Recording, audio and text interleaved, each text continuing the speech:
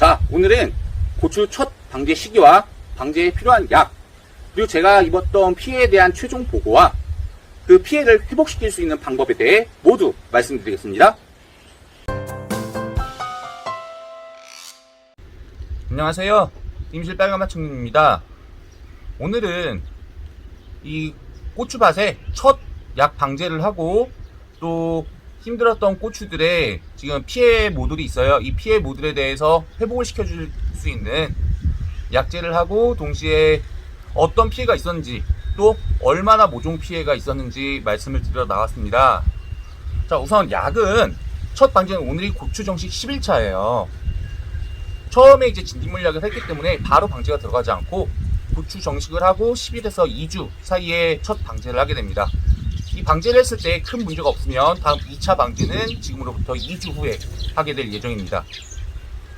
다음으로 제가 저번 영상에서도 말씀을 드렸지만 여러가지 이유가 있을 거예요. 냉해 피해가 있었을 수도 있고 퇴비에 의한 가스장애가 있었을 수도 있고 바사코트에 의한 피해가 있었을 수도 있습니다. 복합적인 이유가 작용을 했을 텐데 피해 모종이 얼마나 있었는지 먼저 말씀을 드릴게요. 우선 제가 갈아준 모종이 총 이제 100주 정도 됐습니다. 총 1.3% 정도 갈아줬고요. 또 100주 정도가 약간의 피해를 입었습니다. 약간의 피해를 입고 갈아주지 않은 모종은 제가 가까이 가서 보여드리면서 자세히 설명을 드릴게요. 어떤 상태인지. 자, 첫 번째 바사코트 피해 모종입니다. 지금 아래쪽에 잎이 많이 떨어졌고 지금 가운데 잎이 보이다시피 반점이 좀 많죠? 근데 이제 위에 새로운 분지를 보면 여기는 비교적 깨끗해요. 자, 이렇게 좀 깨끗하고 분지도 잘 일어나고 있어서 이런 모종은 갈아주지 않고 회복을 시켜보려고 하고요. 자, 지금 이 모종 같은 경우에는 밑에서부터 다 잎도 많이 떨어지고 반점도 심하고 위에 분지에 올라와 있는 잎도 반점이 살짝 있고 뭐 잎도 약간 오그라져 있죠. 이런 모종들은 이제 약이 얼마나 효과가 있는지 얼마나 회복되는지 한번 좀 지켜보기 위해서 이런 모종을 몇 군데 놔둬 봤습니다. 윗잎까지 완전히 반점이 심해서 떨어진 모종들은 전부 갈아줬고요. 자, 이렇게 비온 후에 갈아준 모종은 북주기를 아직 안 했어요. 이 북주기를 안 한 이유는 땅이 아직 질척질척해서 질척한 흙으로 북주기를 하면 병이 옮거나 이제 세균성 감염이 올 수도 있기 때문에 북주기를 하지 않고 심어 놓은 상태고 땅이 좀 마르면 북주기를 해줄 예정입니다. 자, 이렇게 모종을 다 갈아줬고요. 이제 이 이상 모종을 갈지는 않을 거예요. 이제 벌써 저도 고추 정식 후 10일이 지났기 때문에 이 이후에만 4, 5일 후에 모종을 갈면 생장 차이가 너무 극명하게 나서 이제부터는 남은 모종들은 회복을 시켜보려고 합니다. 이 피해 이유를 저도 여러 경로를 통해 알아봤어요. 이제 지금 제가 나와 있는 이 밭이 제 실험 밭인데 여기는 퇴비가 들어가지 않았는데도 이런 피해가 나고 있고 또 같이 하이그린이랑 엔텍이랑 더블인만 사용했던 농가에서도 지금 바사코트를 사용했는데 저랑 같은 피해가 나고 있어서 어떤 분들은 피해가 있으시다고 하고 어떤 분들은 피해가 없으시다고 해서 농가분들이랑 제가 교육받았던 그 고추를 가르쳐주시는 교수님이랑 농약사랑 여러 군데를 통해서 알아봤더니 한 가지 문제점을 발견할 수 있었습니다. 무엇이냐면 비 오는 날 바사코트 파고 처리를 하면 저처럼 이렇게 피해가 나는 경우가 종종 있대요. 바사코트에 직접적으로 물이 묻으면서 영양 용출이 빨라지는데 이 초기에 어린 모들의 뿌리가 상하면서 이런 피해가 날 수 있다고 합니다. 실제로 저 같은 경우에도 원래 식재일에 비 소식이 없었는데 오후에 소나기가 내렸어요. 그러다 보니까 이 피해가 비가 오지 않았던 오전에 식재한 쪽보다 오후에 식재한 쪽이 2배가량 피해가 큽니다. 그래서 최종적으로는 1.3% 정도 모종을 갈아줬고 1.3% 정도 모종이 피해를 입어서 2%가 조금 넘는 정도의 피해를 입었고요. 피해가 그렇게 많지는 않아서 이 정도 피해는 바사코트뿐만 아니라 다른 피해를 고려했을 때도 뭐 바사코트는 충분히 내년에도 사용할 가치가 있는 좋은 비료라고 생각을 합니다. 하지만 그래도 피해가 없는 게 제일 좋겠죠. 그렇기 때문에 제가 생각하는 바사코트 사용 시 주의사항 3가지를 말씀드리겠습니다. 첫 번째, 바사코트를 너무 많이 넣지 마세요. 5g에서 6g이라고 했는데 저 같은 경우에는 실제 평균적으로는 7에서 8g이 들어갔어요. 총 사용량을 보면 모자라는 것보단 많은 게 낫겠지라는 생각으로 5g보다 적게 들어가는 게 싫었거든요. 그런 부분이 첫 번째 문제가 있었을 것 같고, 두 번째, 바사코트를 시간이 있으시다면 흙을 살짝 덮어주세요. 실제 제가 5종이 남아서 보식한 곳엔 전부 흙을 살짝 덮어주고 이식을 했는데 그곳에는 한 군데도 피해가 나지 않았습니다. 그것도 그래도 한 300주 가량을 추가로 심었으니까 피해가 있다면 거기서도 두세 개 정도는 나와야 되는데 이론적으로 하나도 나오지 않은 걸 보니 흙을 살짝 덮어주는 게 굉장히 중요한 것 같습니다. 마지막으로 세 번째, 이게 가장 중요한 부분인데, 바사코트 파고 처리를 할 때 비가 오는 날은 최대한 피해주세요. 비가 오는 날이 확실히, 비가 오는 날 쪽은 약 3% 정도의 피해를 입었고, 비가 안 올 때 심은 쪽은 1%가 안 되는 피해를 입었습니다. 그러니 비가 오는 날을 꼭 피해주시면 좋겠습니다.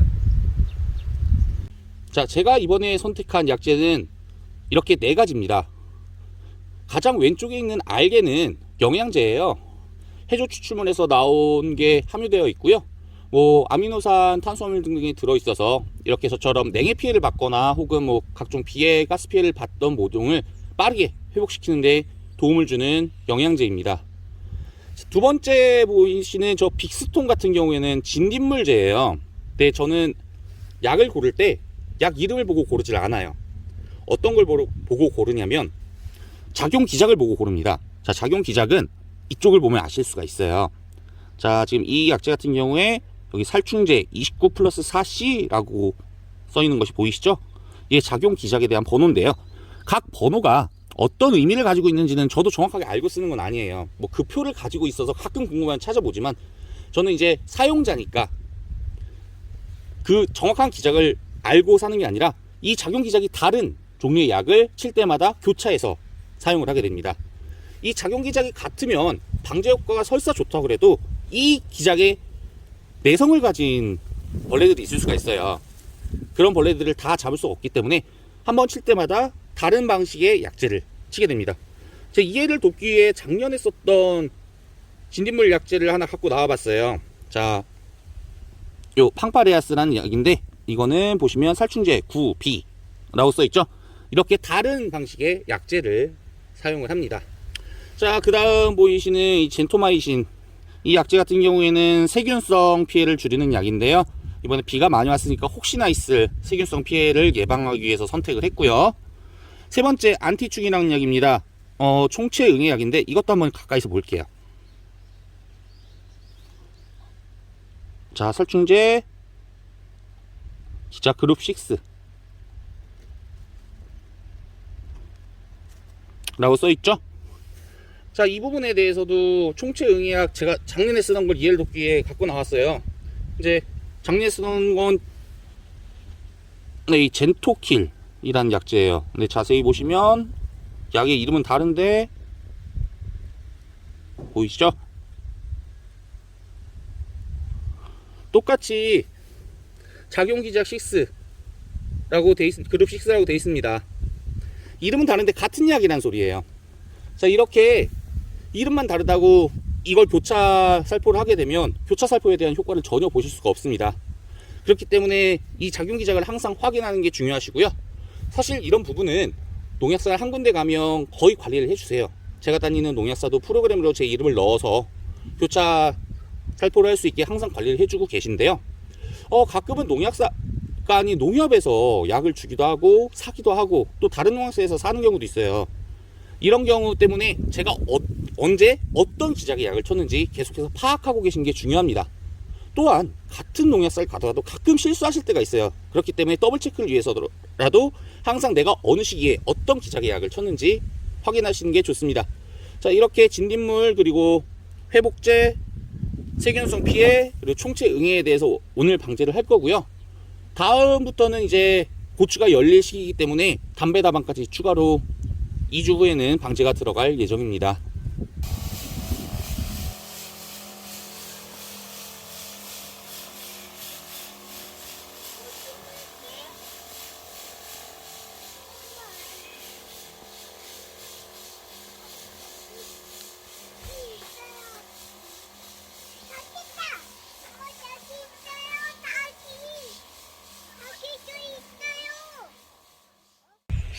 자, 이렇게 오늘 모든 방제가 끝났습니다.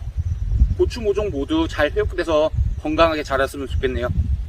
시청해주신 모든 시청자분들도 올해 건강하게 고추 자라서 다 대박 나시길 바랍니다. 감사합니다.